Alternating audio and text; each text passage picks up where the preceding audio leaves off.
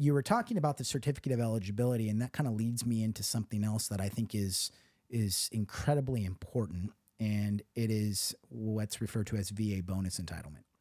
And it's probably one of the number one things, Phuong, that people or veterans reach out to me on this channel. It's like, wait a second, Jimmy, you said that you can have 2 VA loans at a time.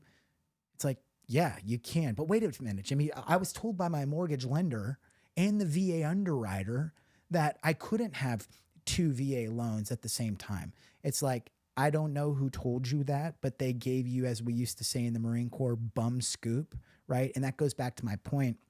That's not how VA loans work. Bonus entitlement, using bonus entitlement, helping veterans to understand that they can have 2 VA loans at the same time.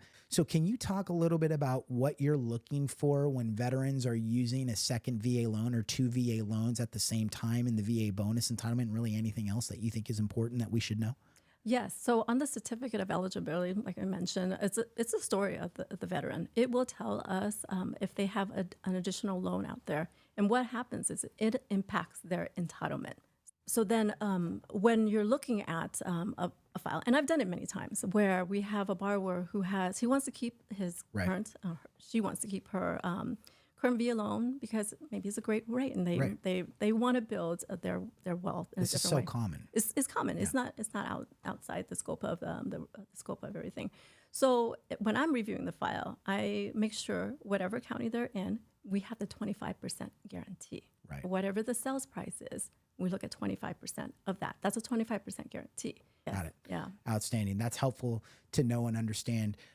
How long does a veteran have to live in a home before they can go out and purchase another home, new desirable location, bigger square footage house with a pool? How long do I have to live in my home before I can turn around and rent it out?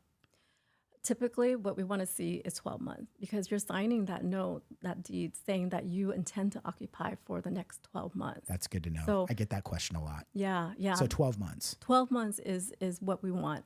If I'm an active duty service member and I get orders or I'm PCSing, could that change like your approval or the way you would look at that perhaps? Absolutely. Okay. We look at relocations as a different scenario. So it's like, that's the guideline. There's always exception to the guideline, right? So we're looking at the full picture of our veteran. If they're being PCS to somewhere else, then of course we're looking at, they want to buy another home. What are they doing with the current the previous residence that they're occupying? Can they carry both? Are they renting it out? Those are the things that we're asking. But the occupancy concern at that point does not. It's not there. They didn't ask them. The government's asking them to move. So then we would look at the file a different way.